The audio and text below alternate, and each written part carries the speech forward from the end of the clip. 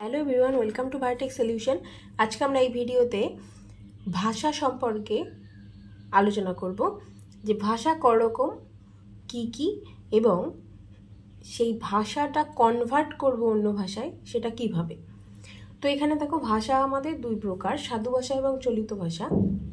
তো আমরা এখানে সাধু ভাষা থেকে কিভাবে চলিত ভাষায় নিয়ে যাব এবং চলিত ভাষা থেকে কিভাবে আবার সাধু ভাষায় নিয়ে আসব সেই কনভার্সনটাই এই ভিডিওতে আমরা শিখব।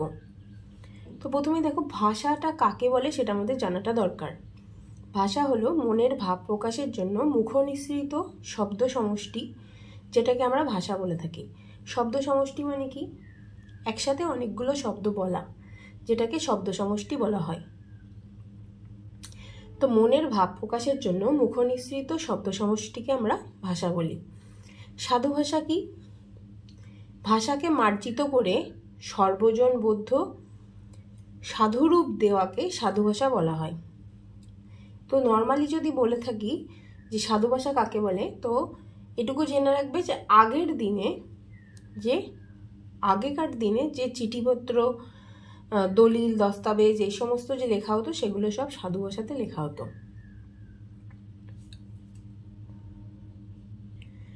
একটা উদাহরণ দিলেই তোমরা বুঝতে পারবে যে সাধু ভাষাটা কি এবং সেটা থেকে কিভাবে আমরা চলিত ভাষায় কনভার্ট করব। তো এটা দেখো, যে প্রথমে বলছে পদ্মার ইলিশ মাছ ধরার মরশুম চলিয়াছে, দিবারাত্রি কোনো সময়েই মাছ ধরিবার কামাই নাই। সন্ধ্যার সময় জাহাজ ঘাটে দাঁড়াইলে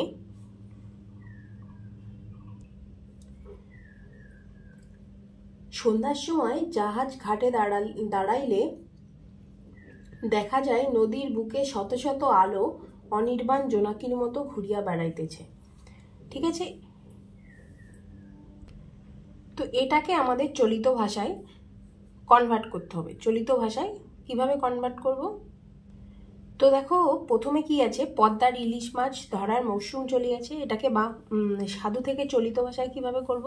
যে পদ্মার ইলিশ মাছ ধরার মরশুম চলছে, দিবারাত্রি কোনো সময়তেই মাছ ধরিবার কামাই নেই, মানে দিন রাত কোনো সময়তেই মাছ ধরবার কামাই নেই। সন্ধ্যার সময় জাহাজ ঘাটে দাঁড়াইলে দেখা যায় নদীর বুকে শত শত আলো অনির্বাণ জোনাকির মতো ঘুরিয়া বেড়াইতেছে। তার মানে সন্ধ্যার সময় জাহাজ ঘাটে দাঁড়ালে দেখা যায় নদীর বুকে শয়ে শয়ে আলো জীবন্ত জোনাকার মতো বা জীবন্ত জোনাকির মতো ঘুরে বেড়াচ্ছে। ঠিক আছে, পরেরটা দেখো, বলছে বালক নিতান্ত দুর্দান্ত হইয়া বাজার নিকট একান্ত শান্ত স্বভাব হইল। ইহা দেখিয়া এবং উভয়ের আকারগত সৌসাদৃশ্য দর্শন করিয়া তাপসী বিস্ময়াপন্ন হইলেন। এটাকে কি করব? এটাকে আমরা চলিত ভাষায় পরিবর্তিত করব। তো প্রথমে বলছে বালক নিতান্ত দুর্দান্ত হইয়াও রাজার নিকট একান্ত শান্ত স্বভাব হইল, মানে বালক খুব দুর্দান্ত হয়েও রাজার কাছে সে শান্ত স্বভাবের হয়ে থাকলো। ইহা দেখিয়া এবং উভয়ের আকারগত সৌসাদৃশ্য দর্শন করিয়া, মানে এটা দেখে এবং উভয়ের আকারগত সুন্দর মিল দেখে তাপসী বিস্ময়াপন্ন হইলেন। তাপসী মানে এখানে একজনের নাম বোঝাচ্ছে, তাপসী বিস্ময় হলেন বা অবাক হলেন। তারপরে দেখো বলছে এই ভাবিয়া রাজপুত সন্দেহ ভঞ্জনার্থ অতি ধীরে ধীরে গুহাদ্বারের নিকট আসিয়া দাঁড়াইয়া অভ্যন্তরস্থ ব্যক্তিগণের কথাবার্তা কর্ণপাত করিয়া শুনিতে লাগলেন। এটাকে যদি চলিত ভাষায় আমরা কনভার্ট করি তাহলে কি করব? যে এই ভেবে রাজপুত সন্দেহ মেটানোর জন্য খুব ধীরে ধীরে গুহার দরজার কাছে এসে দাঁড়িয়ে ভেতরের লোকজনের কথাবার্তা কান পেতে শুনতে লাগলেন। পরবর্তীতে চলে যাই, বলছে এক হতভাগা গ্রামের রাস্তার পাশে প্রয়োজনীয় কর্ম করতে এসেছিল। তাকে ধরে শিকলি পরিয়ে নিয়ে চলল আর সকলের সাথে জালালাবাদের দিকে। এটাকে সাধু ভাষায় পরিবর্তন করতে হবে। তো এখানে কি আছে, এক হতভাগা গ্রামের রাস্তার পাশে প্রয়োজনীয় কর্ম করতে এসেছিলেন। তো এটাকে আমরা কিভাবে লিখব? যে এক হতভাগা বা হতভাগ্য, এক হতভাগ্য গ্রামের পথিপার্শ্বে প্রয়োজনীয় কর্ম করিতে আসিয়াছিল। ঠিক আছে, তাকে ধরে শিকলি পরিয়ে নিয়ে চললো আর সকলের সঙ্গে জালালাবাদের দিকে। এটাকে কিভাবে লিখবো আমরা, যে তাকে ধরে শিকলি পরিয়ে তাহাকে ধরিয়া, শিকলি মানে শৃঙ্খল, শৃঙ্খল পড়াইয়া আর সকলের সঙ্গে জালালাবাদের দিকে লইয়া চলিল, জালালাবাদের দিকে লইয়া চলিল। তো আমরা এভাবেই সাধু থেকে চলিতে কনভার্ট করতে পারি, আবার চলিত থেকে সাধুতেও কিন্তু কনভার্ট করতে পারি।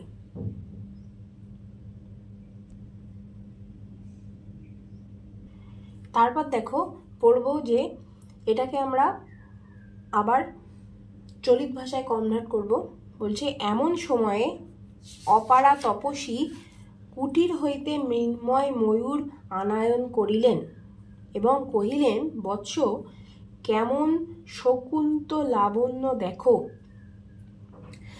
তার মানে কি, এটাকে চলিত ভাষায় কি কনভার্ট করলে কি হয়, যে এমন সময়ে অপর তপস্বী, মানে অপারা তপস্বী মানে যিনি তপস্যাতেই সবসময়তে ধ্যান জ্ঞান যার, তো অপর তপস্বী বা অপরজন যে তপস্বী আছেন তিনি কুঠির থেকে মাটির ময়ূর নিয়ে এলেন এবং বললেন যে বাছা কেমন শকুন্ত লাবণ্য দেখো। এই বাক্য শকুন্তলা শ্রবণ করিয়া কহিল, কই আমার মা কোথায়? তখন তপস্বী কইলেন, না বৎস, তোমার মা এখানে আসে নাই। তো এই কথা শকুন্তলা শব্দ শুনে বলল যে কই আমার মা কোথায়? তখন তপস্বী বলিলেন যে না বাছা, তোমার মা এখানে আসেনি। তোমায় শকুন্তের লাবণ্য দেখিতে কইয়াছি। এটাকে আবার কিভাবে লিখব, যে আমি তোমাকে শকুন্তের লাবণ্য দেখতে বলেছি। তো এখানে বাংলাটাও কনভার্ট করে লেখা আছে, চলিত ভাষায় যে কনভার্সন সেটা এখানে লেখা আছে। পরবর্তী কোশ্চেনে আমরা চলে যাব। এখন মনুষ্যত্বের দিকে তাকাইয়া লক্ষ্যেরও পরিবর্তন করিতে হইবে। লক্ষ্যেরও পরিবর্তন করিতে হইবে মানে এখন মনুষ্যত্বের দিকে তাকিয়েও লক্ষ্যের বদল করতে হবে। সাহস করিয়া বলিতে হইবে যে শিক্ষার বাহির উপকরণ তাহা বোঝাই করিয়া আমরা বাঁচিব না। যে সাহস করে বলতে হবে যে শিক্ষার বাইরের উপকরণ তা আমরা বোঝাই করে বাঁচব না। এটা সাধু থেকে আমরা চলিত ভাষায় কনভার্ট করলাম।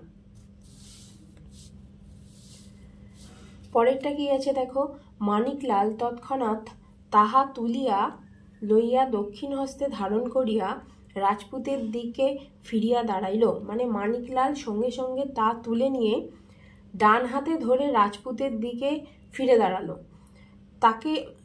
তাহাকে লক্ষ্য করিয়া বলিল, মহারাজ আমি আপনাকে চিনি। তাকে লক্ষ্য করে বলল যে মহারাজ আমি আপনাকে চিনি, ক্ষান্ত হউন নইলে এই বর্ষায় বিদ্ধ করিব। যে শান্ত হন, নয়তো আমি এই বর্ষা মানে কি, যেটা দিয়ে মাছ ধরে সেই বা যুদ্ধের সময় ব্যবহার করা হতো সেই জিনিসটা দিয়ে আমি আপনাকে বিদ্ধ করিব, মানে আপনার বুকে মেরে আপনাকে বিধে ফেলবো। ঠিক আছে, এটাকে আমরা সাধু থেকে চলিত ভাষায় কনভার্ট করলাম। তারপর দেখো বলছে, এই সময়ে রাজপুত যে বর্ষা বনমধ্য লুকাইয়া রাখিয়াছিলেন তাহা মানিকলালের পায়ে ঠেকিল। তার মানে এই সময়ে রাজপুত যে বর্ষাটা বনের মধ্যে লুকিয়ে রেখেছিল সেটা মানিকলালের পায়ে এসে ঠেকল। মানিকলাল তৎক্ষণাৎ তাহা তুলিয়া লইয়া দক্ষিণ হস্তে ধারণ করিয়া রাজপুতের দিকে ফিরে দাঁড়াইল। মানে সেই মানিকলাল তখনই সেটা ডান হাতে তুলে নিয়ে রাজপুতের দিকে ঘুরে দাঁড়ালো।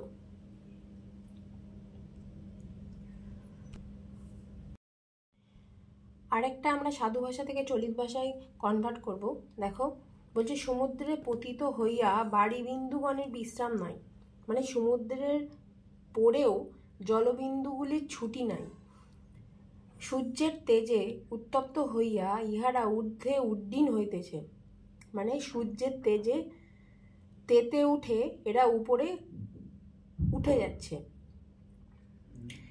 ইহারাই একদিন অশনি ও ঝঞ্ঝা বলে পর্বত শিখরাভিমুখে ধাবিত হইয়া তথায় বিপুল জটাজালের মধ্যে আশ্রয় লইবে। তার মানে এরা একদিন বাজ আর ঝড়ের শক্তিতে পাহাড়ের চূড়ার দিকে ছুটে গিয়ে সেখানে বিরাট এক জঞ্জালের ভিতরে আশ্রয় নেবে। আবার কালক্রমে বিশ্রান্তে পর্বতপৃষ্ঠে তুহিনাকারে পতিত হইবে এবং তারপরে কি হবে, এরাই সময় মতো বিশ্রাম শেষে পাহাড়ের পিঠে বরফের চেহারা নিয়ে পড়ে থাকবে। এই গতির বিরাম নাই, এই যে চলার পথ এদের, সেটার কোনো ছুটি হয় না।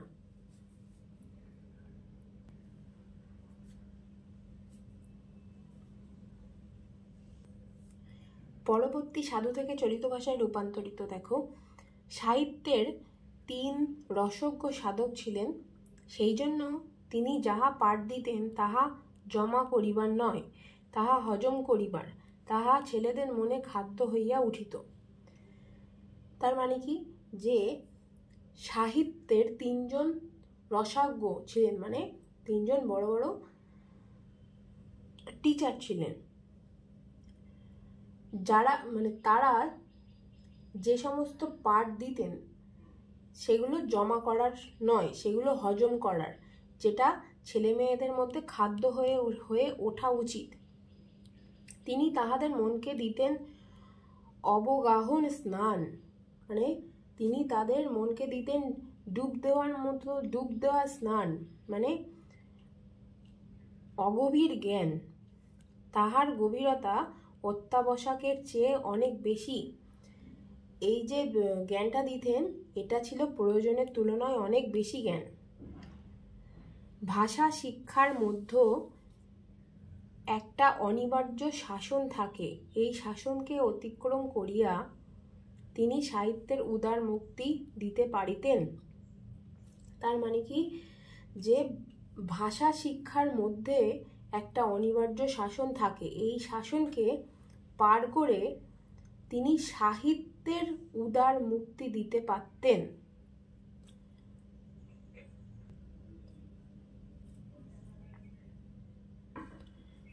পরবর্তী টেকটি আমরা চলিত ভাষায় রূপান্তরিত করব। সেটা হলো, আরেকটি পাহাড় দেখিয়া চমৎকৃত হইয়াছিলাম, সেটি একশিলা সমুদয়ে একখানি প্রস্তর। মানে আরেকটা পাহাড় দেখে আমি চমৎকৃত হয়েছিলাম, সেটা একশিলা মানে একটাই শিলা, মানে বড় একখানা প্রস্তর, বড় একখানা পাথর, তাহাতে একেবারে কোথাও কণামাত্র মৃত্তিকা নেই, মানে তাতে কোনো জায়গায় মাটি লেগে নেই, সমুদয় পরিষ্কার ঝরঝর করিতেছে, সমস্ত জায়গাটাই একদম পরিষ্কার, ঝকঝকে তত্তরে পরিষ্কার হয়ে আছে। তাহার এক স্থান হইতে অনেক দূর পর্যন্ত ফাটি আগিয়াছে, মানে তার একটা স্থানে অনেকটা বড় ফেটে গেছে, অনেকটা বড় জায়গা ফেটে আছে। সেই ফাটার উপর বৃহৎ এক অশ্বত্থ গাছ জন্মেছে, মানে সেই ফাটার উপর দিয়ে একটা বড়, ভীষণ বড় আকারের অশ্বত্থ গাছ জন্মেছে।